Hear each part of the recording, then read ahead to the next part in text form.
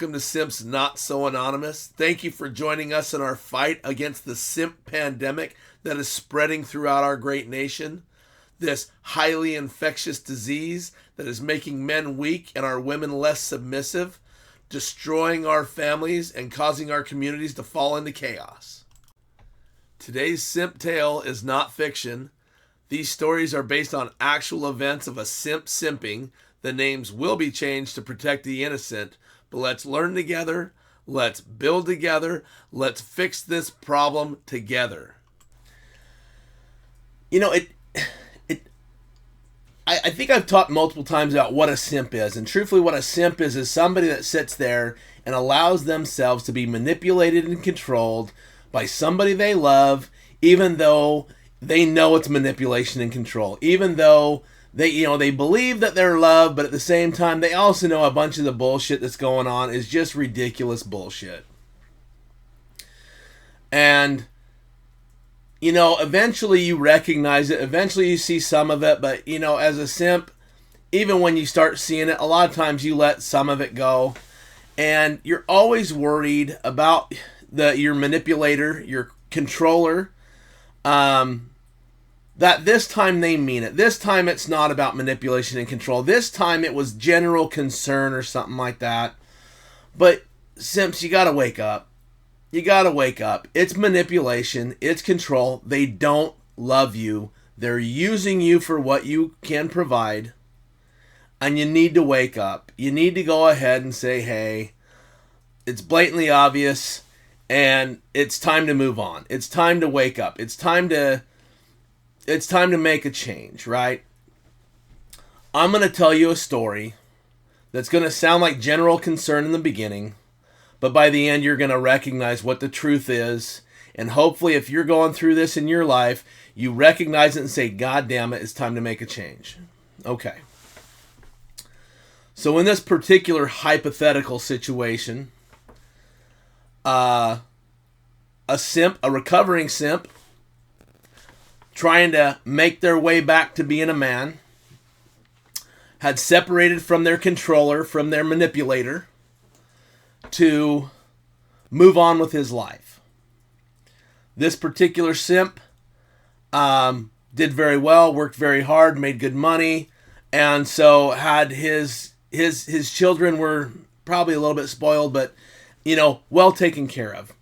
In this particular situation, this simp wanted to do something extra special for his son because he hadn't seen him in a while, hadn't been allowed to see him in a while, was being told he wasn't even allowed to come to his own home to visit his child, even though he was the one paying the bills, paying the utilities, paying everything, but not allowed to come to the house to see his child. So this simp said, I want to do something special for my son's 14th birthday. And so he came up with an idea that he's going to hire a limousine to pick up his son and his son's friends and take them on a drive around town and then drop them off at their house for his birthday party. The simp's not allowed at the birthday party, but at the same time, this is what he wants to do for his son because he loves him. He wants to know he's thinking about him, even though he hasn't been allowed to really see him in a while because he's not allowed at the house. So that's what this simp does. The simp's soon-to-be ex throws a fit, says she doesn't like it, doesn't want it to happen. She says there potentially could be a felon driving the limousine. At this point, the simp goes, okay, well, I call it bullshit. But let me go ahead and do some research, right? Let me do some research anyway. I'm a simp. I might as well just go ahead and not stand up for myself. What I should do is prove that I'm right, because you're always trying to justify yourself as a simp.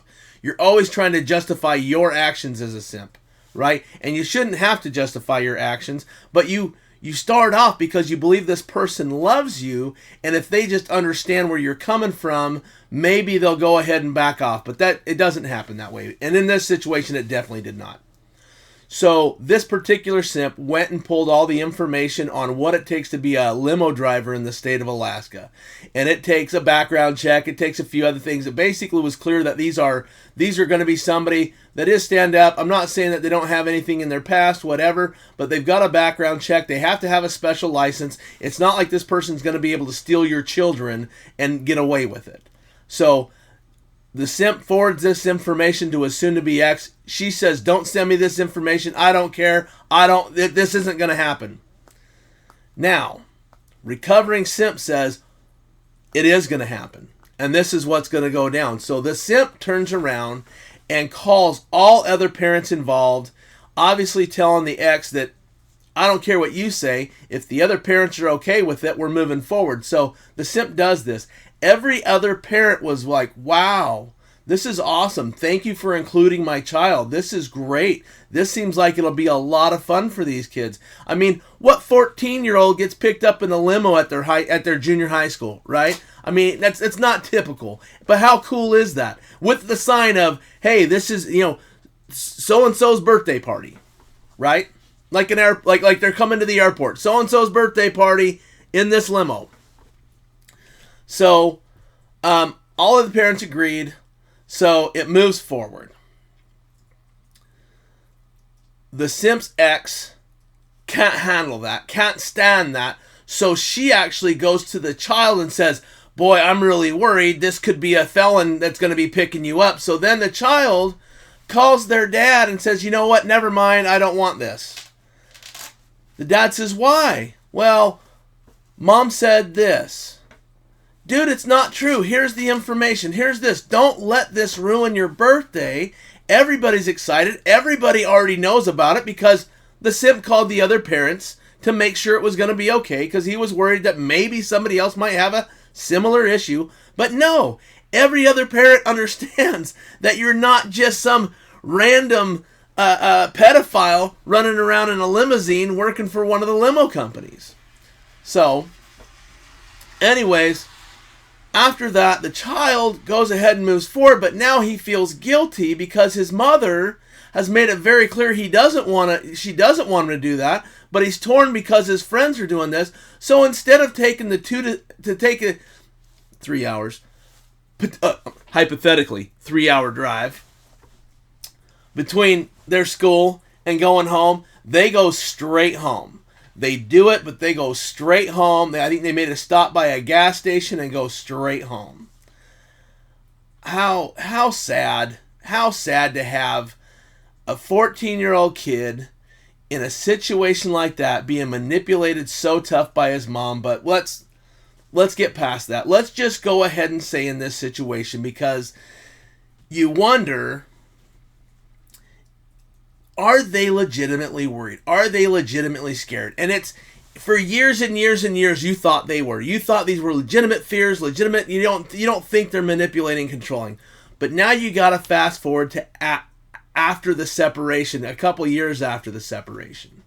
A couple years after the separation, the simp and the simp's ex are both dating, have other people, have them around their kids and stuff like that. The simp's ex, who was so worried about having a felon drive a limousine, literally invites a felon drug dealer into the home that is dating her best friend. Then decides to start dating someone who has 2 felony arrests but didn't get convicted, so not a felon, but does brag that they are dating a felon. Now, this particular non-felon has 2 domestic violences where they beat multiple women, choked one, and threatened multiple women with a gun.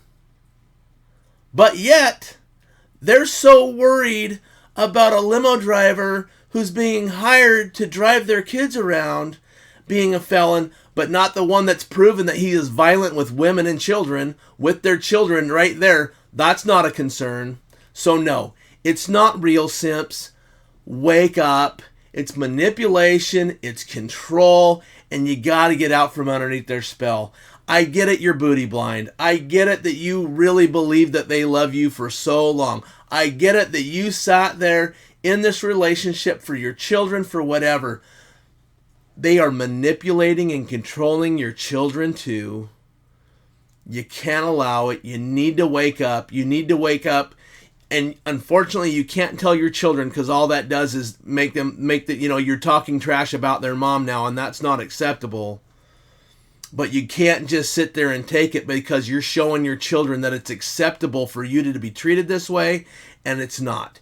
Your daughter needs to know that this is not a way you treat the man that takes care of you. Your sons need to know that this is not a way that you allow somebody that you believe loves you to treat you, because if they do treat you like this, they don't love you, they're manipulating you, they're controlling you, they're using you.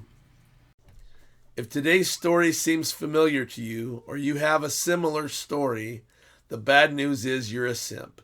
The good news is being a simp is 100% curable. All you have to do is recognize that you have a problem and make the decision to change. I'd like to conclude today with the serenity prayer. God, grant me the serenity to accept the things I cannot change, the courage to change the things I can, and the wisdom to know the difference. Simps, toughen up. I'll see you on the next one.